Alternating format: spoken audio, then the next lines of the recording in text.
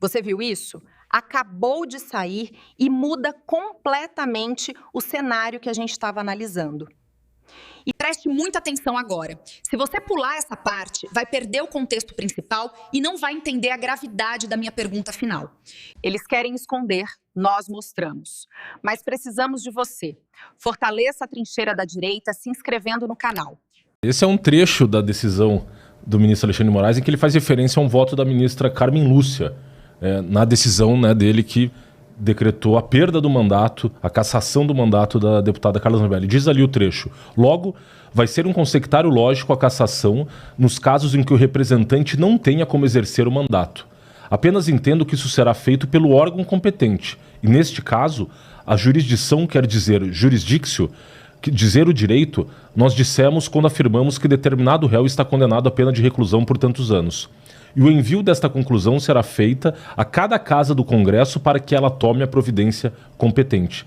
Na linha desse entendimento, a perda do mandato eletivo deverá ser declarada pelo Senado Federal após os trâmites legais, ou no caso da Câmara dos Deputados, quando a sentença penal transitada julgado, decretação perante votação da casa respectiva. Pois bem, essa decisão do ministro Alexandre de Moraes é só a última inconstitucionalidade, ilegalidade, a última página desse diário do ministro Alexandre de Moraes de tantas ilegalidades praticadas.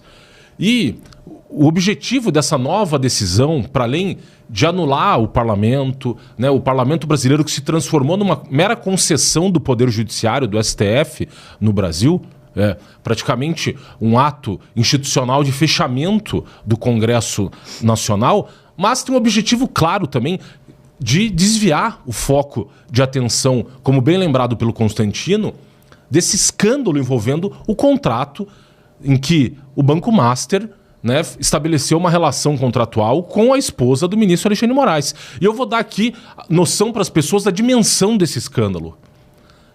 O Banco Master tem 77 mil processos tramitando. Só há um processo em que a esposa do ministro Alexandre de Moraes comprovadamente atua, que era justamente uma ação penal que buscava condenar uma pessoa, um empresário que estava denunciando esse escândalo do Banco Master, condená-lo por crime de calúnia.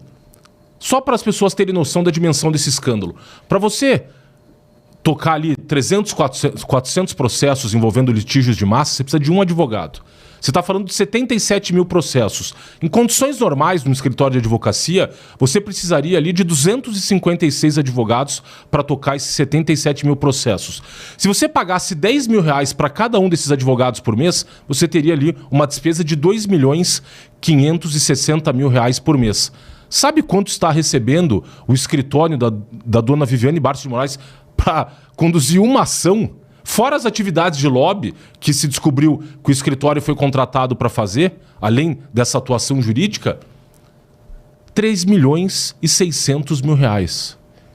O escritório da esposa do ministro Alexandre de Moraes está recebendo 3.600.000 reais para conduzir uma ação judicial, comprovada até agora, e essa atuação de lobby. Com esse mesmo valor, você conseguiria contratar, no mínimo, 360 advogados. E para tocar a carteira de processos desse banco, você necessitaria ali aproximadamente de 256 advogados. Essa é a dimensão do escândalo envolvendo o Banco Master, o ministro Alexandre de Moraes e sua esposa. E por que ele está dando essa decisão? Porque todo momento em que ele está na Berlinda, você vê ele dando decisões para desviar o foco de atenção do público, da sociedade, para as ilegalidades e inconstitucionalidades praticadas por ele, nesse caso, por esse escândalo, e uma decisão aberrante envolvendo esse contrato entre o Banco Master e a família Moraes, considerando justamente que esse valor está muito além de qualquer prática do mercado da advocacia no Brasil. Tanto assim que a própria Transparência Internacional fez uma publicação dizendo o seguinte: o contrato de 129 milhões da esposa do ministro Moraes com o Master é o mais escandaloso e grave caso de lobby judicial da história brasileira. O Código de Ética de Fachin é urgente, mas não suficiente. É fundamental que o Congresso desengavete a regulamentação do lobby e inclua o Judiciário. A jornalista Marlu Gaspar primeiro revelou o valor inexplicável e agora a natureza lobista do contrato. Se não fosse seu jornalismo investigativo, a decisão do ministro Toffoli de avocar o caso e torná-lo uma caixa preta em seu gabinete, sonegaria a sociedade brasileira de seu direito de conhecer esse caso gravíssimo que expõe mais uma vez a falta de ética, transparência e controle de conflitos de interesses no Tribunal Constitucional do país. Um dos maiores juristas do Brasil, chamado Luiz Guilherme Marinoni, professor aposentado da Universidade Federal do Paraná, um dos maiores pareceristas do país, ele diz o seguinte: os casos de Moraes e Toffoli, em qualquer país com um judiciário preocupado com a sua própria credibilidade, exigiria imediata instauração de procedimentos para apuração dos fatos. E aqui também deixo a seguinte indagação: por que será que, na mesma semana, né, que tivemos esses fatos envolvendo Toffoli e Alexandre de Moraes, para as pessoas se pensarem, por que será que foram justamente esses dois indivíduos chamados Toffoli e Moraes que instauraram o inquérito das fake news em 14 de março de 2019? O Toffoli instaurou o inquérito e designou o ministro Alexandre de Moraes relator. Nessa semana, tivemos a notícia de que o Toffoli foi para o Peru num jatinho com o advogado do Banco Master. Toffoli, que no ano passado pegou um jatinho de uma pessoa envolvida em lavagem de dinheiro por PCC, Beto Louco. Ele pegou um jatinho em outubro do ano passado para ir de Brasília até Ourinhos, interior do estado de São Paulo, para se dirigir a um resort que tinha vários dos seus parentes como sócio, inclusive. E o ministro Alexandre de Moraes, esse escândalo grotesco esse contrato que veio a público envolvendo a sua esposa, repito aqui, em condições normais do mercado da advocacia brasileira, 77 mil processos necessitariam ali em média de 250, 260 advogados para tocar essa carteira. Só a atuação dela comprovada em um processo.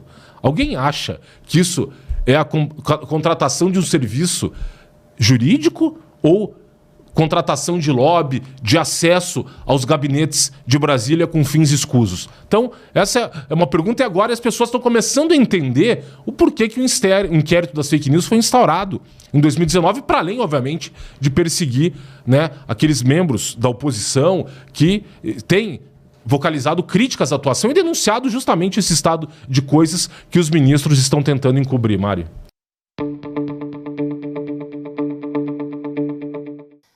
Olá, eu sou a Rossana Bittencourt, da Gazeta do Povo. Espero que você tenha gostado do vídeo. Aqui na tela você pode clicar em outras opções para continuar acompanhando nossas análises e comentários. E não esqueça, assinando a Gazeta do Povo, você apoia o jornalismo independente, garante acesso a conteúdos exclusivos e fortalece nosso trabalho aqui no YouTube. Muito obrigada! Agora responda aqui embaixo o que você achou sobre tudo isso. Vou ler e responder a todos. Até a próxima!